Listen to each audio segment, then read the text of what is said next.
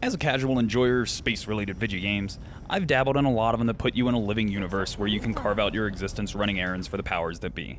Of course, the first thing that comes to mind is Elite Dangerous. There's also a few that give you a smidge more control over your destiny, or attempt to, in the case of Starpoint Gemini, and then there's the X series.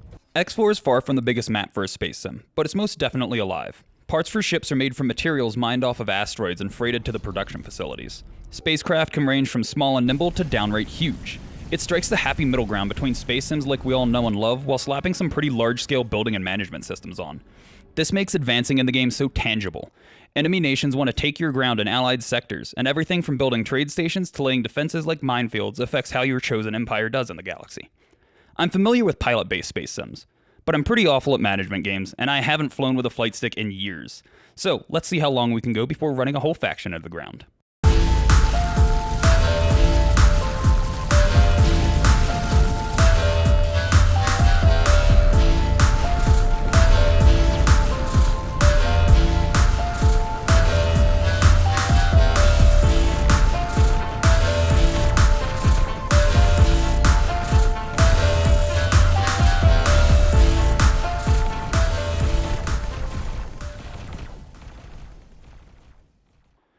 Our story begins in the Sol System, the human homelands, or home space.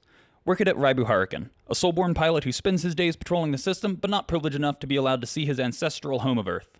Things pick up pretty quickly as the increasing threat of the autonomous Xenon robots, which I much later learned that Terra created, on our borders forces a deployment of the Terran fleets to secure the jump gates. You play the role of something between an intel agent and a regular officer in the Terran Navy. Your jobs vary from embedding with the competition to running anti-Xenon patrols in the fringes, with plenty in between. The first run of missions are mostly security rotations around the Terran defense platforms in Getsufune and the asteroid belt to get you acquainted with navigation, docking, and whatnot, and then pretty quickly start expanding into recon flights, booby-trapping enemy jump gates with mines and laser towers, or various maintenance jobs for satellites and stations to keep the war machine running. If you want to be a trader, that's always a valid option too, with a really fleshed out economy in the game. That's just not where we happen to be starting today. After we'd gotten in the good graces of the powers that be, at least for the Terran Protectorate, we got orders to embed as an engineer with the Sagaris Pioneers so that we could get eyes on whatever their top secret Project Genesis was.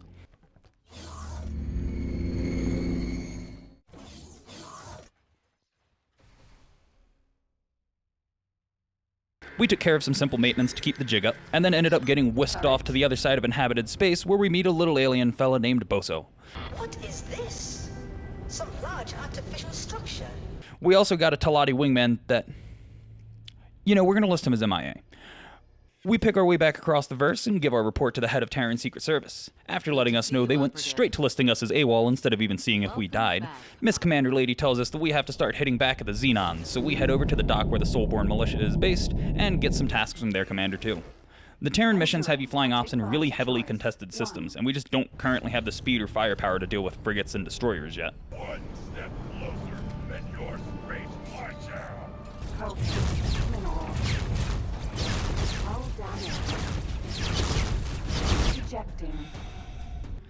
So, we're going to do some lower risk missions for the Argon Republic to build our bankroll. We've got several modules under construction at the station, and now it's time for a new ship. Let's get on that deep space Sigma grind set.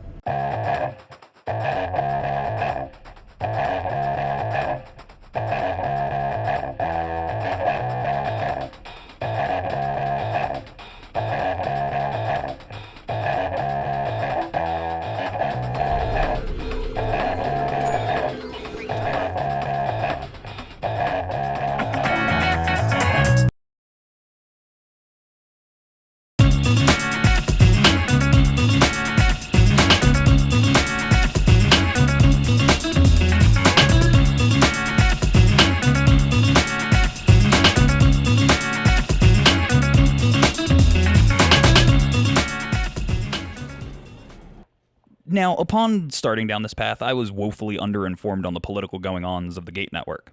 Terra kinda went super expansionist several hundred years ago, with terraformer drones that went all over the known universe, and that more or less ruined everything for everyone and caused a bunch of wars, and those wars destabilized the Gate Network alongside plenty of other issues like famine and political upheavals.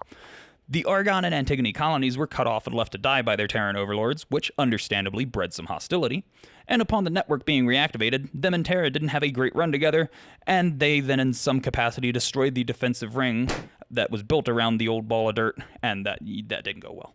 I didn't realize this, so I just started kind of jamming along, taking out pirates and stuff for him, which I would say isn't particularly in line with Terran interests.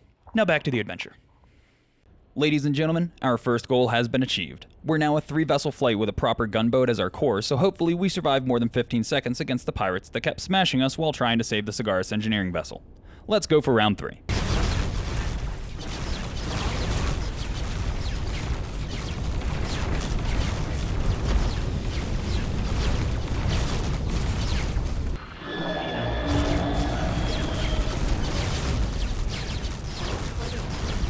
Ejecting.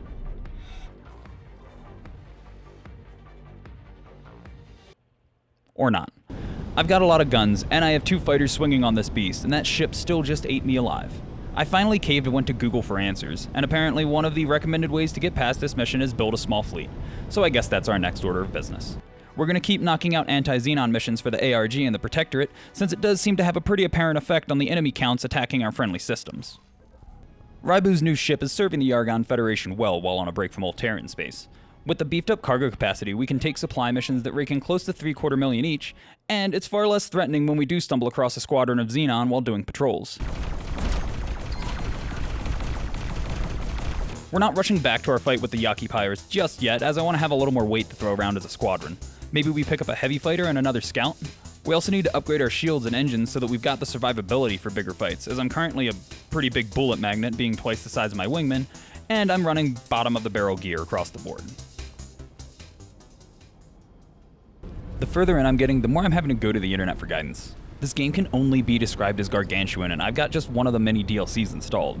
Some of the missions give very little guidance intentionally, which, once you know how everything works, is pretty immersive and allows you to use your own navigation skills. But the first time you're told to deliver random quantities of supplies to a region that you didn't even know existed and aren't given basically any nav info, it's a bit daunting. Captain Hurricane is starting to get his stride in this corner of the cosmos, though, and I think we're due for a stop at a wharf.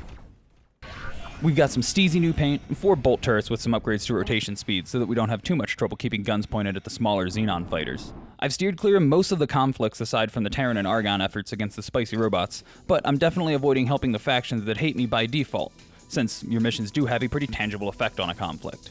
We're gonna knock out a few more runs for the Protectorate and see if I can't get a pass to be able to see the home world.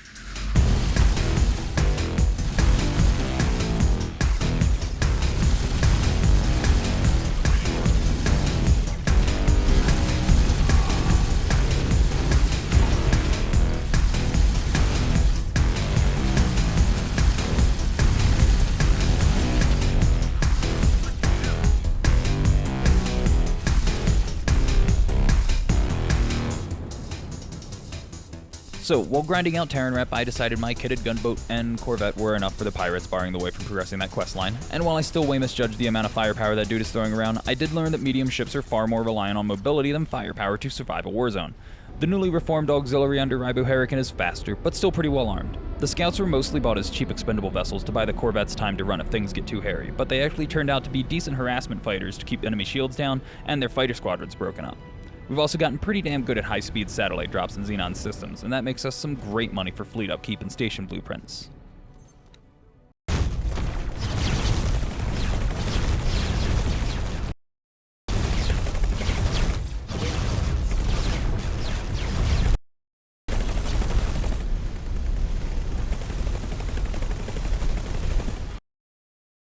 There it is, fellow humans.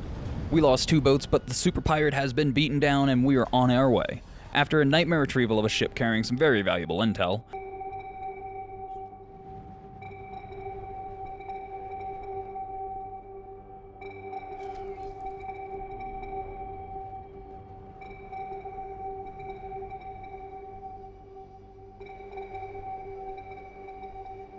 we head back to Terra to debrief. The space dictator took the ship, but I do get a very well-kitted katana to fill the void left by the loss of that fancy little interceptor. So I'm back in the saddle of a ship that so far is an absolute blast to fly. The frigate is fun, and being able to carry heavy fighters into combat is a huge help to keep the smaller guys off your back, but the katana just feels so cool. We're now color-coded, as all effective bands of space privateers are, and Terra, despite their inability to conduct diplomacy, seems to really like throwing gear at its henchmen, so I'm going to keep taking advantage of that. As a bit of a side note, I think I've gone mad with capitalist froth. I keep buying mining vessels to profit off of Terra's appetite for building shit, and now I'm needing a way to sell 20,000 energy cells so that I can buy habitat and production modules for our station in Telati space. I probably should have done some research on what actually goes into supporting a supply line and what to mine, but we've done fine winging it thus far, so why stop? We've made it to our first big choice in a quest line. Save the Yaki pirates by leaving Earth and Pioneer space to burn, or kick the legs out from under their organization and see if the survivors can integrate with the community of planets and the rest of the network. Not gonna lie, we haven't been given much reason to save them so far, as I've helped nearly every race and empire at some point when their poor little trading vessels are getting beat up by a flight of pirates. Plus, I can't imagine we're able to get a good outcome for the Pioneers or the nations that started as Terran colonies if we let the Xenon loose next door, right? Guess it's time to bring the Navy up to speed on the happenings in Savage Spur and see what kind of weight they'll put behind us for the op. And it would seem Angry Space Lady gave us a destroyer, which is honestly pretty awesome. But watching the AI try to dock a ship that big is anything but. After basically 10 minutes of this thing just bumbling around, it finally made its way into a cradle. Shortly thereafter, though, the Terran AI commander just sort of ceased all movement, so it looks like it's only us and our little wing of fighters.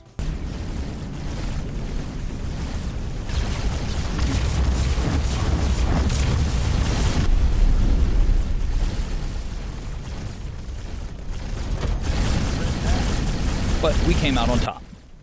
We lost most of the squadron, but we made plenty of cash off of the scrap, and the Terran fleet is finally moving to carve a path through Tharka's Cascade and secure some more space for mining and trading ops.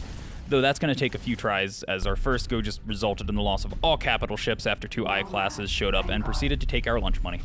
So we're going to let Terra expend their own military resources in softening that sector up before we put our battleships back behind it again.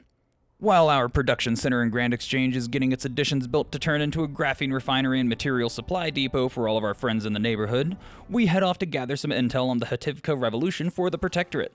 After a few deliveries and some simple patrol missions, their deal with the Scale Plate Pact is supposedly sealed, and we're given orders to deliver the contract. But as one would expect from pirates in a space game, they want to fight instead. While we didn't have the Swan Song with us, we were in a kitted-out katana against a bunch of low-tier scouts and fighters, so it wasn't exactly work to fend off the ambush. With the small-scale war breaking out inside their borders, the ARG obviously have to step in, and things seem to have quieted down for now. Our little Boso Ta gives us a ring from the HQ and lets us know that we're needed for some urgent business, which really just ends up being Dalbusta, whom we had been led to believe was killed by the Scale Plate Pact, hanging out on my space station. He claims not to have known that we fly for Terra, despite, the destroyer that just screams, "I am from Earth." So we hopped in a fighter, and with a gunship as escort, hit the road.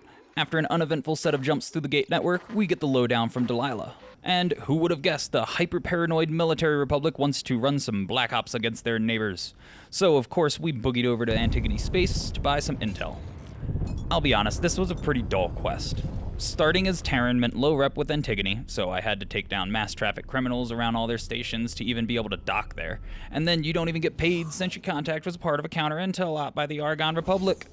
So I went back to building and smashing Xenon K-class destroyers because that's more satisfying than hunting for spacesuit EMP materials.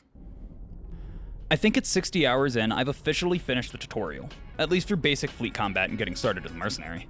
We've been recording gameplay on and off for a couple of months now, and there's always more to do in this game, seriously. At 60 hours, I feel like I barely know shit about it. I felt like I was pretty well equipped with knowledge of the game to start expanding our little adventure. But I quickly learned that as proficient as I had gotten at taking down military targets, I was basically clueless on the in-game economy. I had a couple auto-mining ships putting around Terran space, but that doesn't take any understanding of the in-game economic systems or supply lines. I even had my fighters outfitted to avoid having to worry about supply lines, using Mark II plasma cannons for all of the heavy weapons instead of torpedoes. I think this is both the single most comprehensive and immersive space game and most stressful that I have ever gotten my hands on, and I'm definitely going to keep grabbing up DLCs on sale and get a crack at the timeline scenarios too.